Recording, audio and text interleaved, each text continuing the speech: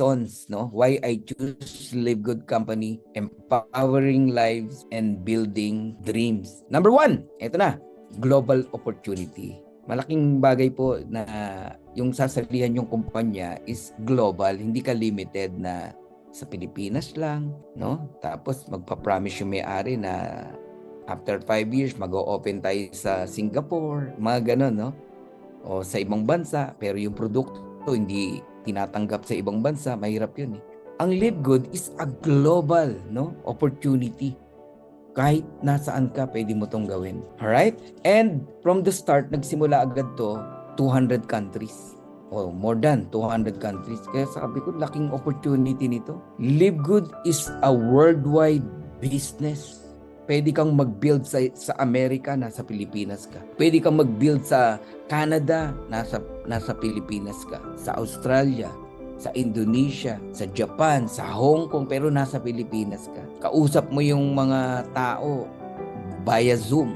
So pagka ang opportunity mo global, abay, yayaman ka talaga. So imagine mo na lang ito, no? Meron kang masarap na tapsilugan. Meron kang tapsilugan, pero yung tapsilugan mo niyan, sobrang sarap, talagang pinagkakaguluhan. Tapos may branch ka sa iba't ibang bansa. Can you imagine kung gaano kalaki yung negosyo? Para lang makita nyo agad kung gaano kalaki ang tsansa na yumaman ka, mabagong buhay mo. Tapsilugan lang itong sinasabi ko, ha? Isipin mo yun. Pero in 200 countries, may branches ka. Ganun ang Live Good. Live Good is a worldwide business. You can build your team and earn from anywhere in the world. No boundaries, unlimited potential. Ako naman, meron din naman ako manasalihang company na global, no? Pero ang hirap eh. Karamihan sa downline ko, Pilipinas lang. Bihirang-bihira na meron sa abroad. First time na meron akong kumpanya na nasalihan, which is Live Good, na isang iglap, no? Lawak ng ating network, no? Hong Kong, Italy, China, USA, nakita nyo? Oh, Germany, Petalcorn, Singapore, sa Saudi. Grabe, oh, KS, Saudi Arabia. Yan. Oh, ito malipit, ang layo. Pampanga sa Spain, from Qatar. Guys, nakita nyo? Isang patunay lang to, no? Itong malupit. Kilala ko ba tong mga binanggit ko na to dati? Hindi po. Hindi ko po sila kilala. Pero ngayon, parang pinagdugtong yung mga pusod namin. Mga kabandingan ko yan pag Sunday eh. So, global opportunity. Naghahanap ba kayo ng opportunity na nasa bahay ka lang, pero global yung business mo? Abay, yayaman ka talaga. No boundaries. Online lang. So, ang puhunan mo talaga rito, gadget, tsaka malakas na internet. Diyan kayo mamuhunan, huwag kayong manginayang. Natutulog ka sa Pilipinas, gising ang Amerika, may nagtatrabaho doon, kumikita ka. Gising ang Canada, may nagtatrabaho doon, kumikita. Tulog ka sa Amerika, o nasa Canada ka, natutulog ka, kaming mga nasa Pilipinas, nagtatrabaho, kumikita ka. Global opportunity. Kamakailan may sumali sa atin, taga-Italy, di ko kilala. Dumaan lang sa landing page natin. Ngayon, naging kaibigan ko na. So, yun ang nagagawa ng global opportunity.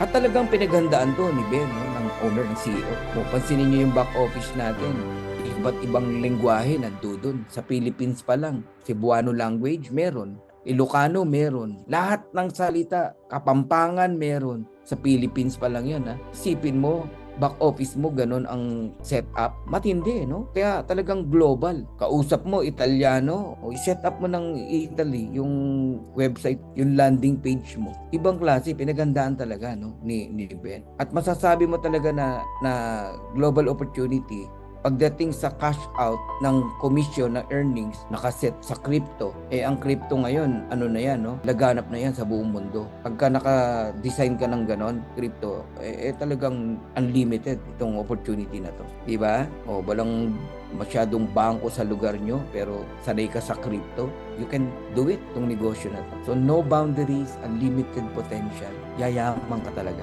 dito sa opportunity na to. Kung sasali ka rin lang, maghahanap ka rin lang ng isang opportunity, yun ng global.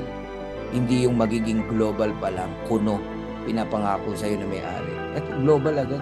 At napatunayan namin. Sa Indonesia, ilan ang diamond natin doon. Ako ba nag-invite doon? Hindi.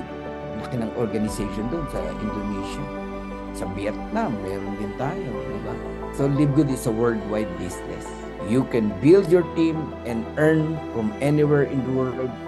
No boundaries, unlimited potential. Ako nga, ang mindset ko nun, sabi ko, isipin mo, may diamond ka sa Italy, may diamond ka sa US, may diamond ka sa Singapore, Canada, sa Japan. Isipin mo na lang yun. Pag nangyari yun. Kahit hindi mo direct, sige. Direct mo, pero dun lumabas yung agila. Ako, ganun ako mag-isip ng pwedeng mangyari. Samantalang dati, mga sinalihan ko, ang network ko, Philippines lang. Umiikot lang ako sa Tugigaraw, Pagadian, Cebu, Palawan, paikot-ikot, Isabela. Laging dyan lang ang market ko, sila-sila rin, mga kakilala ko. Lumalaki naman, yes, pero limited. Wala akong matandaan na may grupo ako sa ibang bansa na sumabog, ang laki. Walang ganun. Sa Live Good ko lang yan naranasan. Ay pinapalakpakan yan. Grabe, no? So, ang Live Good po nilaunch noong December 13, 2022 as a wholesale membership club. This is not traditional MLM. Kalimutan nyo na po yun, no? This is new setup, no, sa industriya ng network marketing. Membership club model siya. Ano ba yung mga membership club model? Merong Costco, merong SNR, Landers, The Meals. Yan, mga membership club yan Anytime Fitness Gym. Para lang aware kayo, Tagaytay Highlands, Pico de Loro, mga membership club yan. Ang na-enjoy mo dyan, yung mga facilities nila, ganun, no? Sa Live Good, ang ma-enjoy mo, wholesale price ng mga product. So, nag-start to December 13, 2022 sa Florida, USA, no? Nakita natin to, January 15, nag-start ako January 18. So, halos isang buwan pa lang sa Amerika nung nakita natin to. First time na naman yun, no? Kasi karamihan ng mga nasalihan ko na company, 10 years na bago ko nakita, 20 years na bago ko nakita, pero kumita pa rin tayo. How much more sa Live Good na isang buwan pa lang. Kaya kayong lahat na nakikinig dito, no? Pag kayo nakaka-time ng right company na napakaganda, tapos kasama ka pa sa pioneering stage, huwag nyo sayangin. Oo, talagang ibigay nyo lahat ng sipag nyo. Hindi naman habang panahon magtatrabaho tayo rito, maling setup yun, maling mindset yun. May graduation po. Merong graduation. Hindi po pwede na habang buhay nagtatrabaho tayo. Hindi po. Hindi ganun dinesign. Oo, ako gusto ko na magretiro Pero not now, hindi pa. Pero nakaset up ako ng 5 years.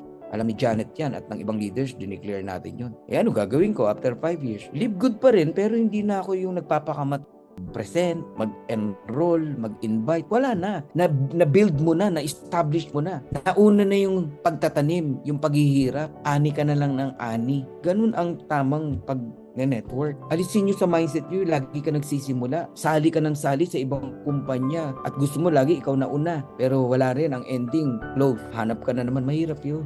Pag may nakita kang right company, nakatiming ka pa, pioneering stage, correct me if I'm wrong ibuhos mo ng galing mo, sipag mo, magtanim ka na magtanim. Alam nyo, one day, pahinga ka na, magbabago buhay mo. Ang tinatanim natin dito, hindi buto ng munggo na ang bilis tumubo, tapos togi na siya. Gugulayin mo na.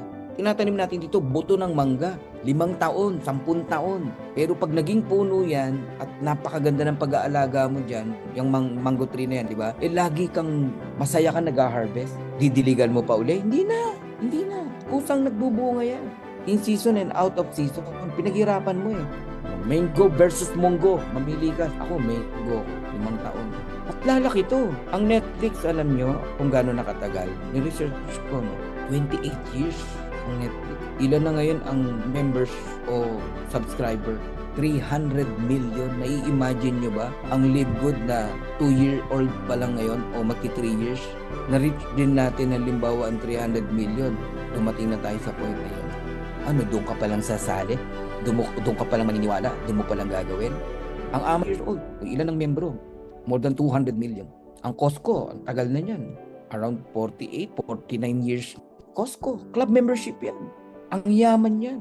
May kita na sa membership, may kita pa sa mga products. Ang Live Good, walang kita ang may-ari sa products. Kaya mura nating nabibili. Yan, sinabi ko na yung sagot.